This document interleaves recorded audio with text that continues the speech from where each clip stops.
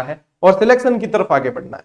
अब अपन बात करते हैं साथियों एक एक चीज की, और यहीं से अपन शुरुआत करते हैं कि सबसे पहला अब जो अंतिम समय है साथियों वो आपका किस चीज का है? अब अंतिम समय है आपका रिवीजन का, ठीक है, दोहरान का समय है अंतिम समय। अंतिम समय में आप अब यूं समझ लो, अगर ये समझते हो कि जैसे मैंने पॉलिटी आज दिन तक पढ़ी नहीं और मैंने सोचा था कि अंतिम 30 दिन में ही मैं पढ़ूंगा, तो ये समय है आपका रिवीजन का। यदि आप अब जैसे पॉलिटी पढ़ने की तरफ बढ़ते हो, अभी तक पढ़ी है ही नहीं बिल्कुल ही, लेकिन आप पॉलिटी पढ़ने की तरफ बढ़ते हो आप, और फिर रिवीजन दूसरी चीजों का नहीं करते हो, तो वो दूसरी चीजें भी आपके साफ हो जाएगी।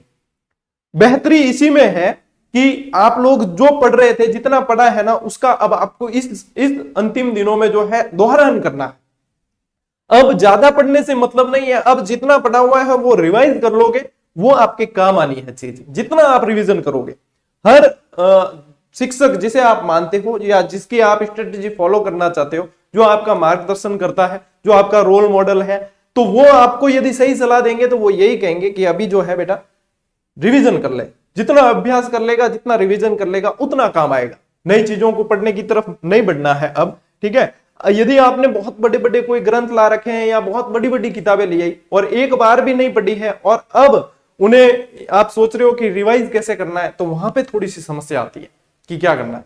यदि उन्होंने नोट्स में कन्वर्ट कर दिया आपने, बहुत बढ़िया बात है, फिर आप अपना रिवीजन कैसे करते हो। इसलिए ये कहा जाता है कि जब भी तैयारी स्टार्ट करते हैं तो पुस्तकों का चयन उस हिसाब से किया जाता है। अब इस समय में न तो पुस्तकें बदली जा सकती है और न ऐसी चीज भी है कि आप किसी के बने बनाए नोट्स पढ़ लोगे, ये भी नहीं होता।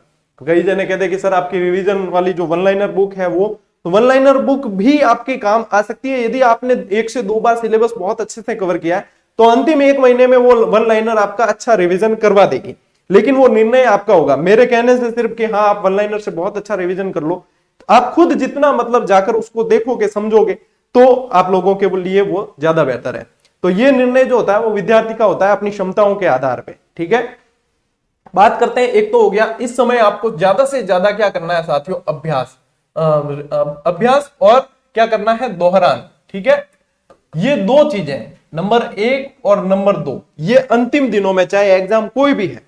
अपने रामावतार जी का इंटरव्यू लिया था, आपको पता है, ऑल राजस्थान 6th रैंक थी उनकी, तो उनका इंटरव्यू लिया था, उन्होंने भी यही कहा था कि मैं जितनी मैंने असफलताएं देखी उसमें सबसे बड़ी कमी ये थी कि मैं एक तो रिवाइज प्रॉपर नहीं कर पाता था और मैं प्रैक्टिस नहीं करता था। फिर जब से उन्होंने इस पे काम करना शुरू किया तो फिर उनकी 6th रैंक थी सेकेंडरी HM के अंदर। आप समझ सकते हो, यदि मैं मेरा कहूं कि मैं 2015 वाली 16 वाली जो रेट में जिसमें टॉप किया था, उसमें मैंने कम से भी कम 90 मॉडल पेपर मिलाए थे। एक छोटे से कस्बे में मिलते भी नहीं थे मॉडल पेपर, चारों तरफ से पूरे राजस्थान से बुक सेलर को एक्स्ट्रा पैसे दे के मंगवाए, मेरे को चाहिए, मेरे को प्रैक्टिस करनी है। तो उसके बाद में जो अंतिम 2-3 महीने मैंने प्रैक्टिस ही की। हालांकि आप लोगों को अपनी स्ट्रेटेजी के अनुसार देखना है और रणनीति भी आपकी खुद की होती है, हम तो आपको मदद कर सकते हैं, ठीक है। तो एक तो क्या करना है, दोहरान। इसके लिए आपको शेड्यूल बना देना है कि अब मैं रिवाइज कैसे करूंगा, ठीक है। दूसरी चीज आपको जो है, चलो मैं ये टाइम मैनेजमेंट में बता दूंगा, एक ये चीज आ जाती है कि प्रैक्टिस, ठीक है, अभ्यास।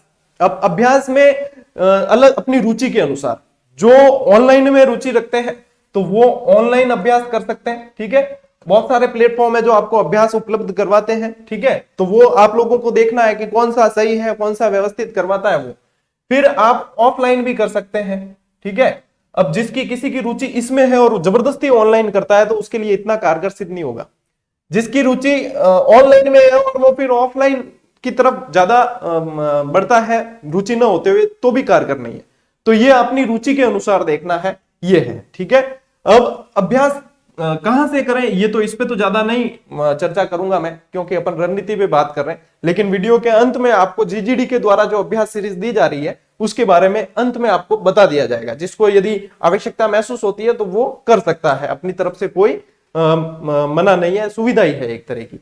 फिर दूसरी अगली बात करते हैं साथियों, ये है धैर्य, ठीक है। ये गुण जो है बहुत कम विद्यार्थियों के अंदर विकसित हो पाता है। अभी तक भी मैं देखता हूं, अभी भी कई सारे जो चीज जैसे कहीं कुछ लिखा हुआ है वो भी नहीं देख, उनके पास में उपलब्ध है, उसको धैर्य के साथ में देखते नहीं है और सीधा मतलब कहीं ना कहीं पूछना है।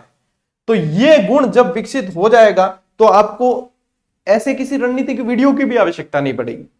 न किसी से कुछ पूछने की, क्योंकि धैर्य एक बहुत बड़ा गुण है जो आपको बहुत कुछ चीजें साथ में लेकर आता है, सिखाता है। ये न सिर्फ यहां काम आता है बल्कि ये एग्जाम हॉल में भी काम आता है साथियों। जो एग्जाम हॉल में इसको लेकर जाता है साथ में, वो कम से भी कम 4-5 सवाल ज्यादा सही करके आता है जितने उसके हो रहे होते हैं। और जिसके अंदर ये नहीं है वो 8-10 सवाल बैकफुट आता, वो गलत करके आता आए हुए सवाल। ये सबसे बड़ा गुण है। आपके अंदर धैर्य होना चाहिए, आपके अंदर गहराई होनी बहुत जरूरी है, तब आपकी मेहनत जो है आपको सफलता दिलाएगी 100%। ठीक है, तो इसको क्या, पेशेंस होना बहुत जरूरी है। हड़बड़ाहट में कुछ भी काम नहीं होगा। जो पानी शांत है तो उसके अंदर अपनी छवि भी देखी जा सकती है, और जिसमें लहरें उठी हुई है उसमें कुछ भी नहीं दिखेगा, सब धुंधला दिखेगा। इस बात को समझना।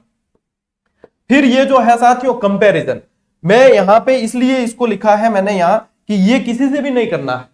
न तो अपनी तैयारी स्टार्ट हुई थी तब करना है, और न अब अंतिम समय में करना। अंतिम समय में बिल्कुल नहीं। तुलना अपनी किसी से नहीं की जा सकती। आप किसी की तुलना किसी से नहीं की जा सकती। अपने एक हाथ की तुलना दूसरे हाथ से भी नहीं की जा सकती। इनमें भी अंतर होता है। यदि आप तुलना करने में पड़ गए कि फलानिए को इतना याद है, मुझे तो इतना याद नहीं है, तब समझ लो कि आप वहां से पीछे आना शुरू कर दोगे। अपना कंपटीशन सिर्फ अपने आप से होना चाहिए। अपने अंदर जो जहां पे अपन है उससे बेहतर अपन को करना है, बस सफलता का मूल मंत्र है। ठीक है, यदि आप कंपैरिजन करोगे तो आप उसमें उलझ के रह जाओगे और अपने अंदर हीन भावना आएगी कहीं ना कहीं, क्योंकि अपन अपनी अंदर की पॉजिटिव चीजें वो वहां पे नहीं देखते हैं। अपन देखते हैं अपने अंदर क्या नेगेटिव है, अगले का क्या पॉजिटिव है। ये सबसे बड़ी गलती है जो न सिर्फ आपको पढ़ने भी नहीं देती है और आपका समय भी व्यर्थ होता है, आप मानसिक रूप से डिस्टर्ब हो जाते हो। तो इन मेन जो चीजें हैं इन पे आपको फोकस करना ही करना है। ठीक है, फिर साथियों बात करें अंतिम समय में, देखो एक तो मैटर बिल्कुल चेंज नहीं करना है कि मेरा दोस्त जो है वो मैटर पढ़ रहा है और उसको जो है बहुत बढ़िया तरीके से मतलब और मेरे से अच्छा परफॉर्मेंस कर रहा है तो मैं वो वाला मैटर पढ़ूं। नहीं, आप जो मैटर पढ़ रहे हो वही आपके काम आएगा और वही आपको सफलता दिलाएगा। बस उसको बेहतर तरीके से पढ़ो और परफॉर्म करना सीखो।